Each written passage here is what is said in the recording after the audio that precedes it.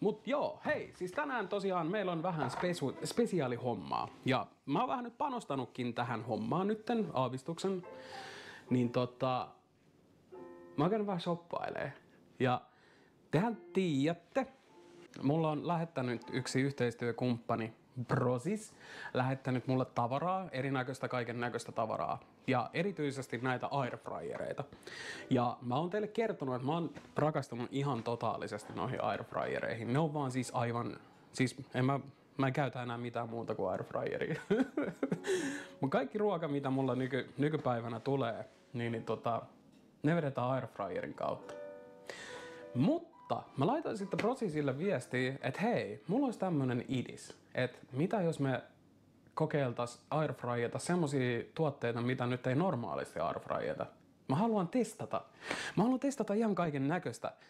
Mä en tiedä mitä jengi yleensä niin kun airfryer, jotain ranskiksia ne tekee ja kaiken maailman lihapullia ja ties mitä kaikkea muuta. Mä haluan olla vähän erilainen nuori. Joten tänään me airfryetaan muun muassa tosiaan perinteistä hernekeittoa. Mä ajattelin, että kokeillaanko tehdä kananmunaa. Siis tiedättekö te, tai niinku munaa. Joo. Mä haluan munaa. Ja näin.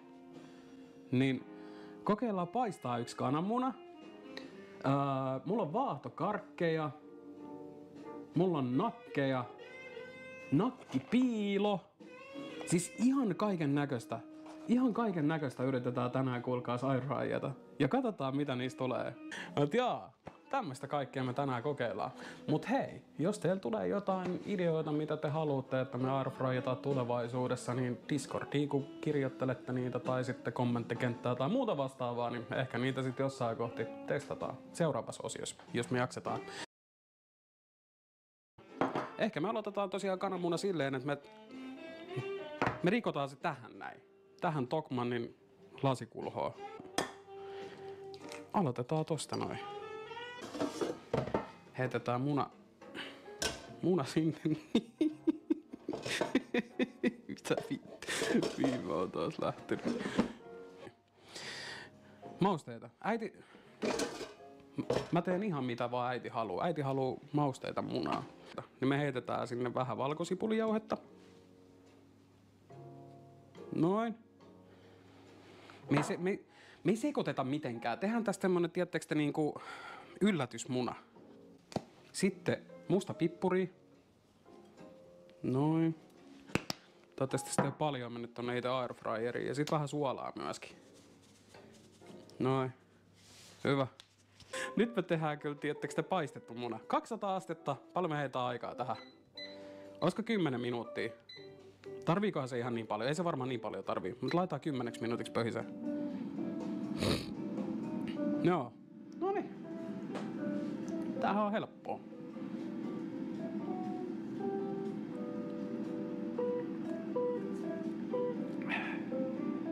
En mä kyllä tiedä mitä mä sitten sen 10 minuuttia tässä oikein teen.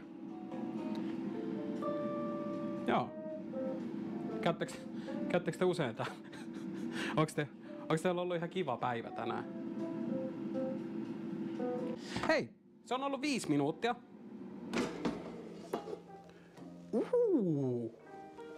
Hei!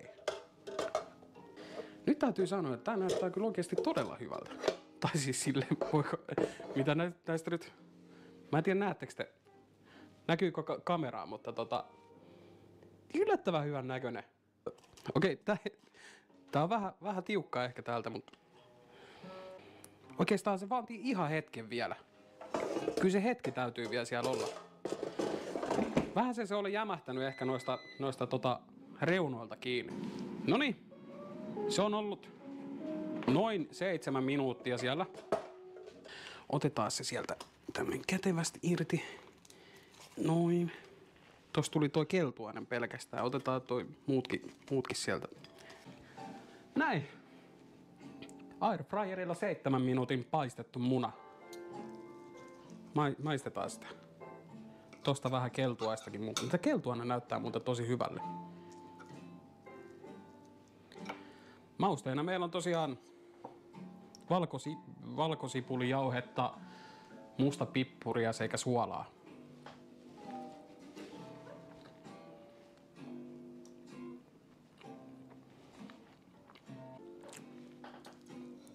Täytyy muuten... Okei, chatti. Te ette ehkä usko mua. Mut kyllä tää toimii. Kyllä tää toimii. Kyllä mä tällä niinku arvosanaksi ehkä jonkun 3/5 annan. Jos teillä ei ole paistinpannua just sillä hetkellä käytettävissä, ettekä halua hellaa levyä käyttää, niin air fryer muna. 3/5. Näin.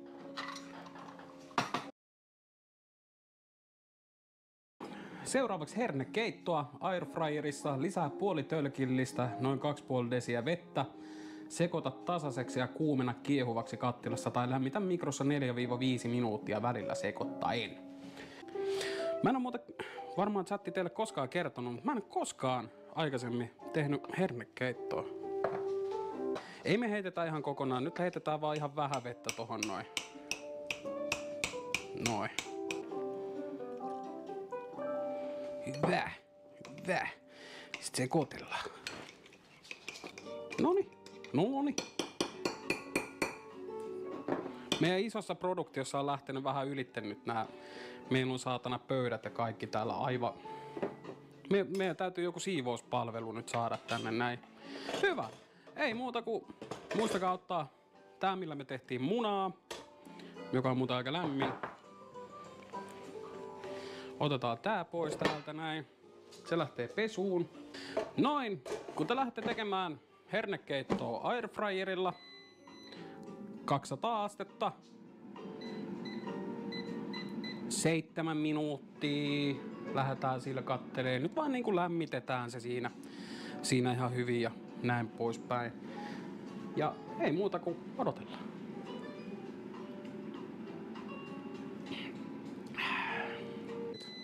Jaha, noniin. Meillä on hernekeitto valmis. 7 minuuttia oli hernekeitto siellä. Kyllä tästä nyt ehkä on vähän huomattavissa, että mä en tiedä näkyykö se siihen kameraan millä tavalla. Pikkasen se on levähtänyt, tai siis vähän räjähdellyt siellä. Kai se, en tiedä onko se ihan syötävää. Helvetti. Joo. Sitten meillä on eri hinauksen sinappia tänään tarjolla, koska tää on tosi hyvää. Me käytämme vain eri hinauksen sinappia.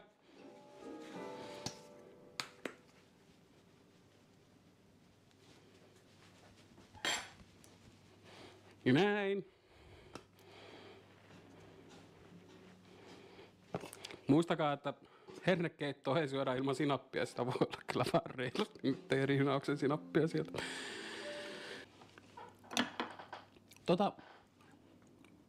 Chatti, ette muuten usko ikinä. Tämähän on ihan hyvä.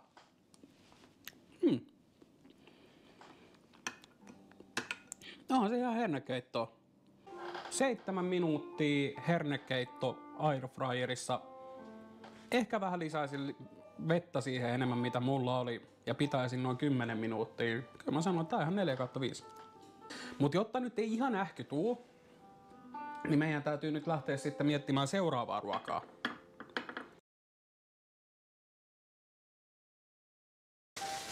Kolmas ruokalaji meillä on kuivannon nakkia.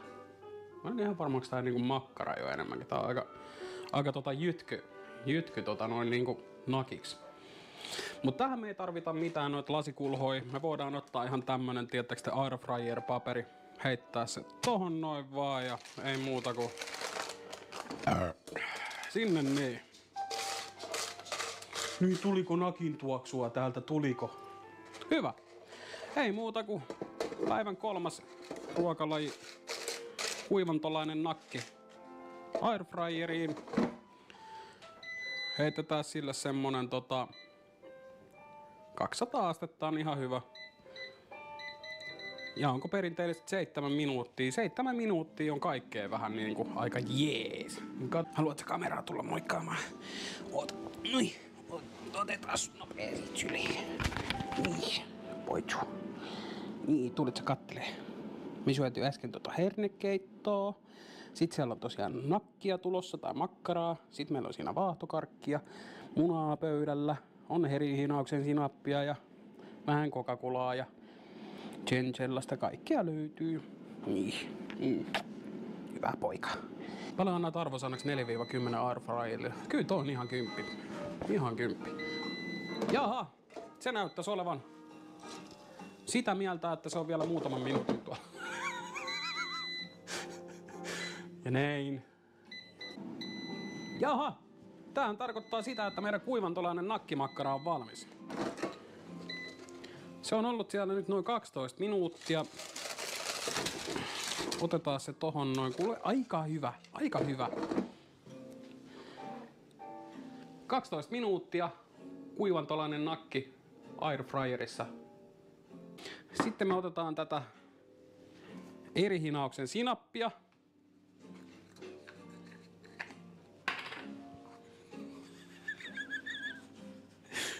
Ja näin.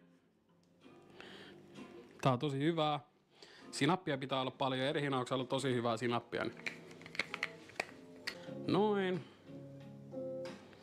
Kunnolla sitä erihinauksen sinappia.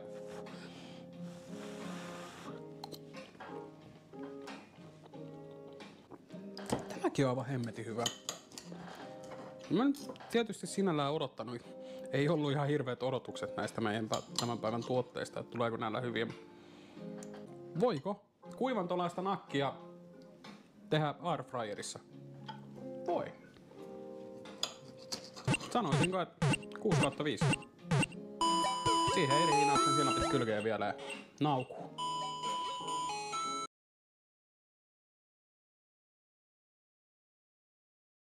Ja seuraavaksi tarvitaan vähän tykötarpeita. Erihinauksen sinappia taas. No niin, rakkaat ystäväiseni. Seuraavaksihan meillä on vuorossa nakkipiilo airfryerissa. Me otetaan tämmönen lehtitaikinan palanen, vedetään se puoliksi, sit laitetaan siihen vähän erihinauksen sinappia sekä sitten myöskin BBQ-kastiketta. Ja otetaan myöskin tämmönen cheddaria ja vetästään se puoliksi tohon noin. Katsotaan tuleeko tästä mitään. Noin, yksi nakki siihen ja toinen tuohon noin. Sitten taiteillaan sivut täältä kiinni.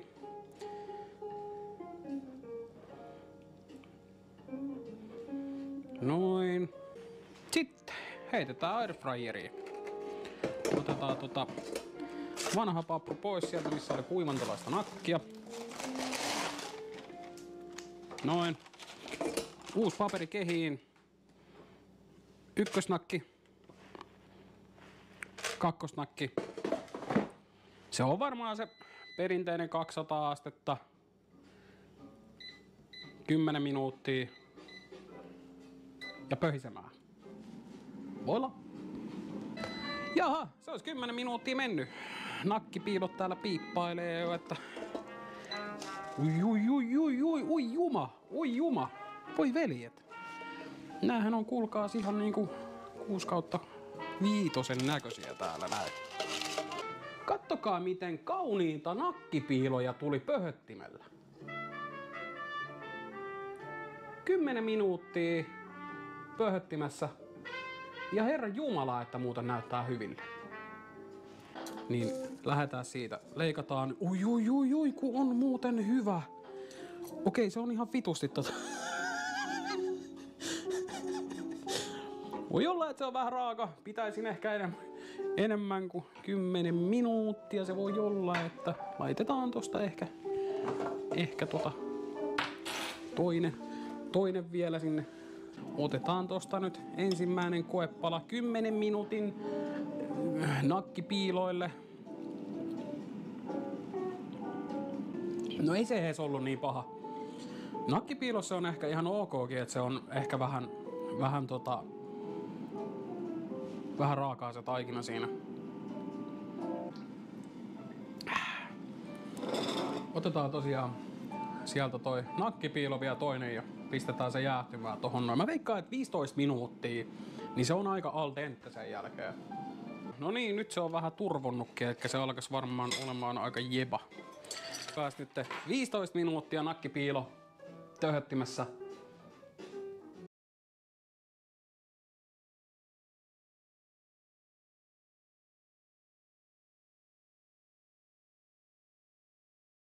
Porsaan PPQ Kassler pihvi.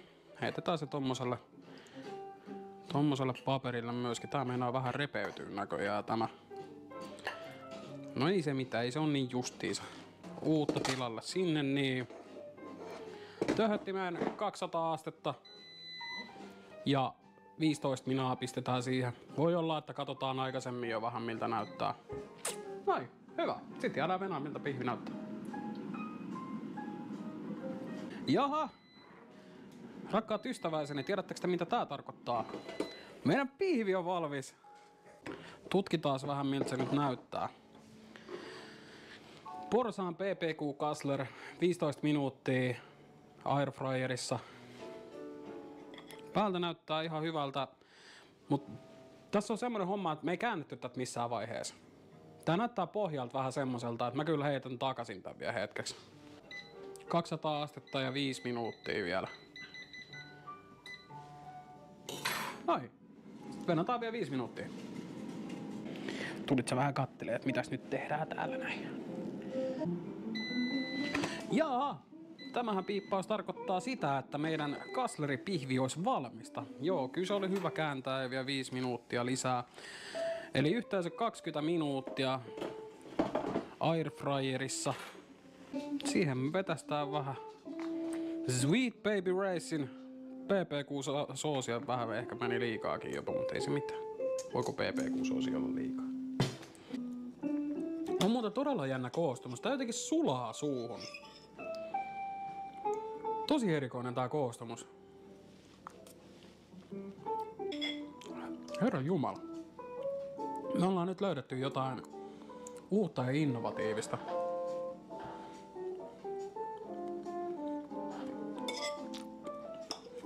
Reunuilta on vähän rapea. Ymmärrettävästi. Sanoisinko, että Porsaan Kassleri 20 minuuttia airfryerissa toimii. Ihan 5/5.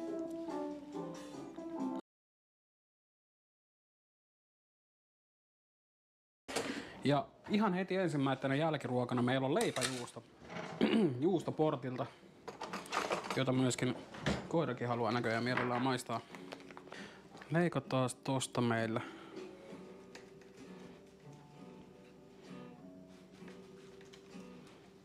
Leipäjuustoa. Ja sit heitetään nää palaset tänne näin. Noin, pöhöttimään. 200 astetta. Ei tarvii lähteä sitä muokkaamaan. Noniin, katsotaan.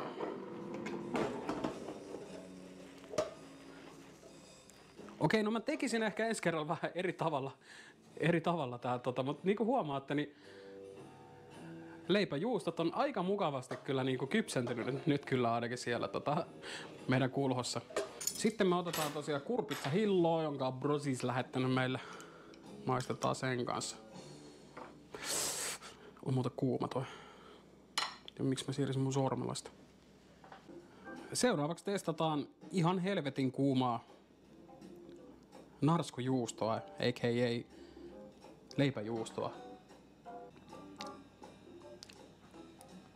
Tääkin on muuten yllättävän jees. Mä rupesin miettimään, että tässä on semmonen omituinen maku, mutta se johtuu tästä hillosta. Leipäjuusto. Toimiiko airfryerissa? Toimii. Kyllä näitä voi ihan hyvin tehdä. Ihan 4/5. Semmoinen solid 4/5.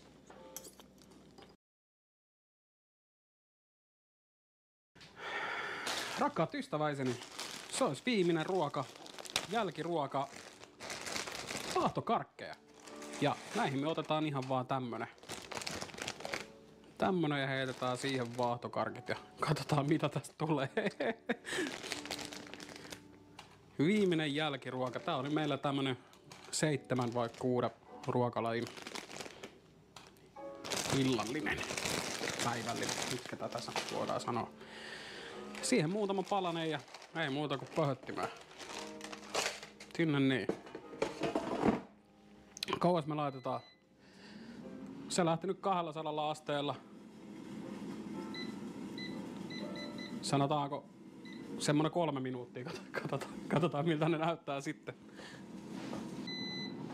Jaha, 3 minuuttia vaahtokarkit ollut pöhöttimässä.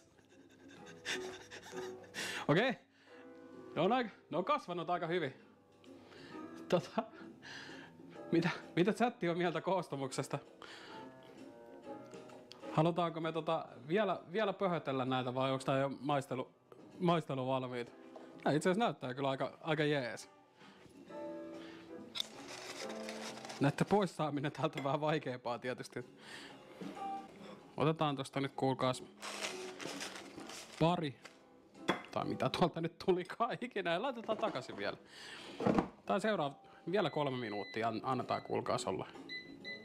3 minuutin vaahtokarkki pöhöttimessä. Irtoako nyt siitä haarukasta? Ei mun mielestä huono. Tää on itse asiassa yllättävän hyvää. Tää koostumus on aika mielenkiintoinen. Siis mä uskon, että täällä pystyisi niinku paikkaamaan vaikka joku seinänkin tarvittaessa. Miettikää. Tommonen maksaa tommonen pöhötin alennuksella koodilla Samilla Prosissin verkkokaupassa noin 107 €. Sinne heität tommosen pussillisen vaahtokarkkeja ja sä voit vetää vaikka laastit seinille tai laastit verhoille. Sorry, ajatukset harhaili taas. Laastit seinille ja sehän menee ihan niinku raksavärkistä. Nice. Ja näin. Odotetaan vielä 6 minuutin. Noniin. Siinä meillä on 6 minuutin vaahtokarkit. Otetaan sieltä taas. Tästä on tullut tämmönen niinku, tiedättekö te, pulla ihan tähän näin. Sitten maistetaan 6 minuutin pöhöttimet, vaahtokarkki, kombohässäkkä. Vähän vielä pumpkin chan vittu amppari, et mene sinne mun limppari. Noniin. 6 minuutin setti. Maistellaan.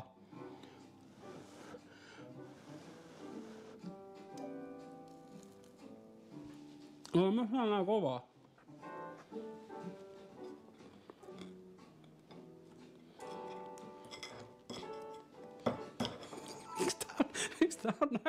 Miksi tää on näin kovaa?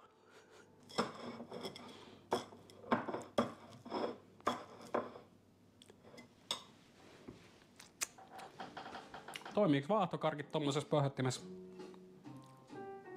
Miksei, jos tykkää? 1/5. Ei tehdä ehkä uudelleen. Hyvä. Kiitos kaikille. Nähdään ensi kerralla. Miks täällä on taas joku amppari, saatana? Niin, et sä nyt vittu mun päälle tule. Pysyt siinä, menetät kohta hengen. Ei kun tässä on toinenkin! Fuck! Huuko, älä tuu! Noniin, siihen niin. Ei mä saanut sitä! Kuole! Kuole! Die, motherfucker! Noniin. Tuu siitä. Noniin, siihen niin. Siihen niin. Hyppä kyytiin. Tuu siitä. Noniin. No niin, otahan siitä. Nice. Lennä vapauteen.